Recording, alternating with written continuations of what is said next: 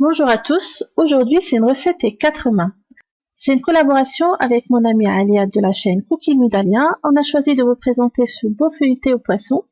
Je vais tout d'abord vous laisser avec Alia pour la préparation de la garniture et on se retrouve tout de suite après pour la suite de la recette. First, let's make breadcrumbs. I didn't have any in my pantry, so I'm making it from scratch. Toast some bread for 10 minutes in the oven until it becomes crunchy. Place it in a food processor and mix until you get a sand-like mixture. Here we go, we have freshly made breadcrumbs. To roast the pepper, I am using the flame of my burner. Make sure to roast the pepper from all sides for around 10 minutes. Once done, place the pepper in a plastic bag, close, and let it sit for 5 minutes. The steam in the bag will help soften the skin of the pepper. Now remove the pepper from the bag and scrape the skin with a knife. Cut the stem of the pepper and remove all the seeds from the inside. Slice the pepper, wipe each slice with a paper towel to make it clean, then dice it into small pieces. Let's prepare the fish, our main ingredient. I am using white fish fillet. Make sure that there are no bones in the fish pieces. It's very important. You don't want someone to choke, right? Place the fish fillet in a food processor and mix until you get a smooth paste. In a pan, melt some butter, add the chopped onion, add a pinch of salt, and cook for a few minutes until the onion pieces become translucent. Now we are ready. We have all the ingredients we need. In a bowl, place the fish, add the cooked onion and the grilled pepper. Mix well. Add the breadcrumbs, chopped parsley and cilantro, and mix. Finally, add salt, pepper, and paprika. Mix. The fish filling is ready. Time for Bouchra from Ma Fleur d'Oranger to show us how to use it.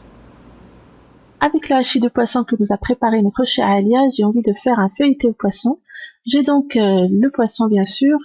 J'ai fait sauter aussi des carottes en julienne avec des épinards donc dans une poêle avec un peu d'huile d'olive. Et j'ai la pâte feuilletée donc que je vais commencer par étaler finement sur un plan de travail fariné.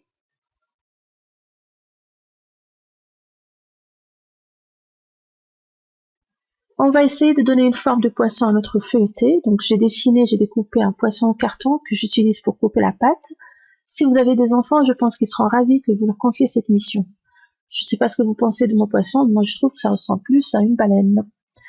Donc une fois coupé, vous mettez le poisson directement sur la plaque du four habillé en papier sulfurisé.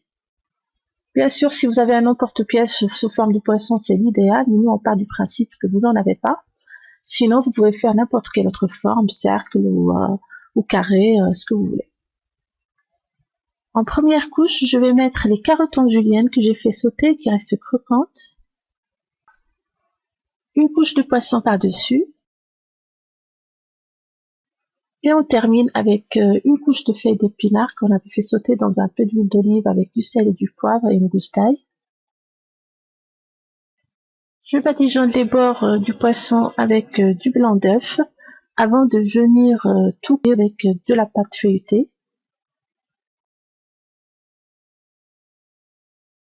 Pressez doucement tout autour pour bien souder et éviter que ça s'ouvre durant la cuisson. On badigeonne le poisson avec du jaune d'œuf, puis à l'aide de la pointe d'un couteau, on décore en dessinant des écailles.